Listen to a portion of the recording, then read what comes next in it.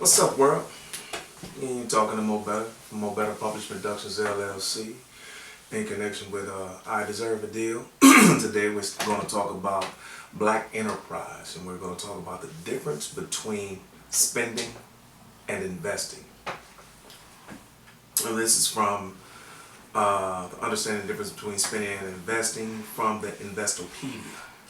So I want you to understand that this is not just me talking. It's actually, you pay attention to media when you're getting this from the media. This is also situational statistics and speaking directly from Barack Obama, or quotes from him.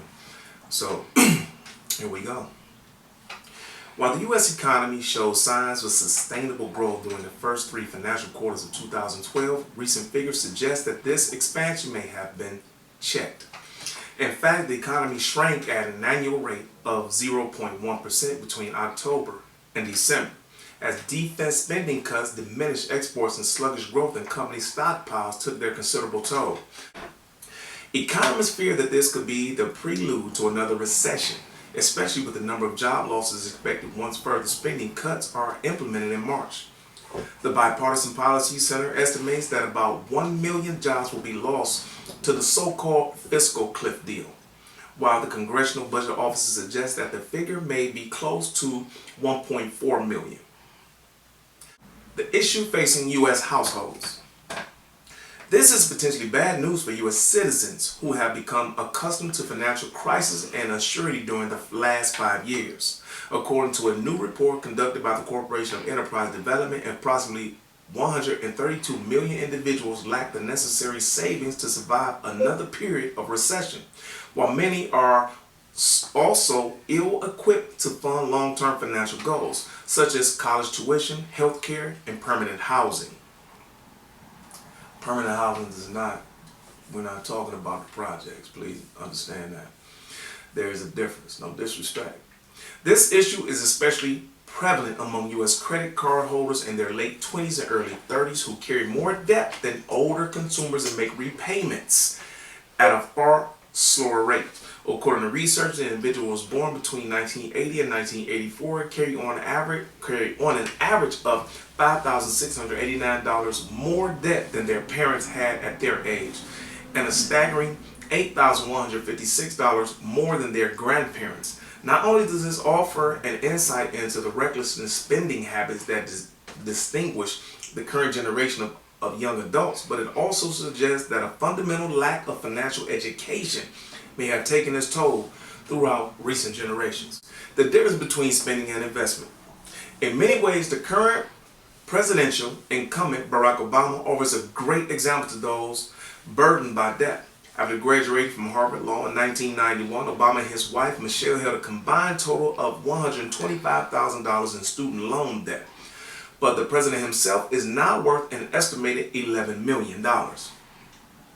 Originating from a middle-class background, he has achieved this success through hard work, patience, and the cultivation of responsible attitude towards spending and investing. I want to say my mother passed not long ago, and I hate the fact that she was not able to see him. I wanted to take her to see him. She's really not even in the situation of politics. But my mother come up in an area in a place to where they had a sign at the corner of their street that said, "Nigga, don't let the sun catch you down." We had two cousins that what she did. They was like my second cousins and third cousins, but it was they left out that night and the sun caught them down, and today we still have not heard from him. And when Barack came into office, I wanted to take her to just see that, how far we have come as a people. But due to my past and my history, I wasn't even allowed in the state.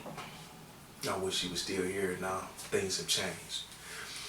As I continue, when the president talks about personal finance, there is always an emphasis on the importance of retaining as much of your paycheck as possible. Back in 2011, when attending the inaugural White House conference for web-based finance journalists, Obama spoke eloquently about the need for fiscal discipline and willingness to prioritize savings. More specifically, he touched on the relevance of understanding the fundamental difference between spending and investment and how this can have a positive impact in modern society. Now, we're talking about when in society, this is not a situation of just states and things of that nature, because society is actually just a group of people that think, feel, and run by the same statutes, goals, and rules and regulations. So you can be in Canada and I can be in Cleveland, Ohio as I am, but we are part of the same society, and we have the same thought process and actions, follow these same rules. Now, how can citizens implement this lesson?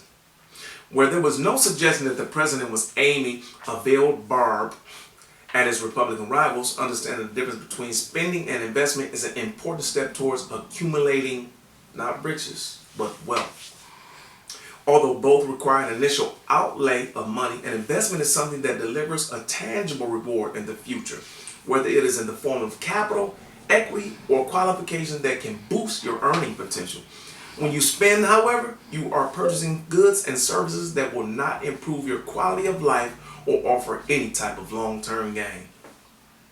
That's long-term gain. Purchases such as holidays, expensive dating, dining experiences, evenings out belong to the latter category. As while they may be enjoyable, they offer no form of tangible asset. Tangible means you can't feel it. You can't get it back. An asset is something that comes. It's a recoupment for what you spend. There are also less than fanciful examples of expenditure that come under the same classification. However, with big ticket items such as cars and personal computers being among the most prominent, known as depreciating assets, these often functional and necessary products lose considerable value through extended use.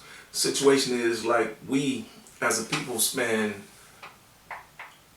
we buy the Lincoln and the Jaguar more than the people who actually make the Lincoln and the Jaguar. However, a lot of us don't understand it's nice, but as soon as you take it off the lot, it begins to decrease in value, which means you lose the money that you put into it. Think about that.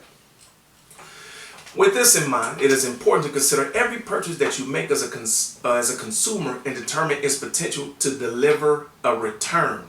This way, it is impossible to reduce the amount that you spend on luxury items and the depreciating assets before investing more or your capital into valuable concerns.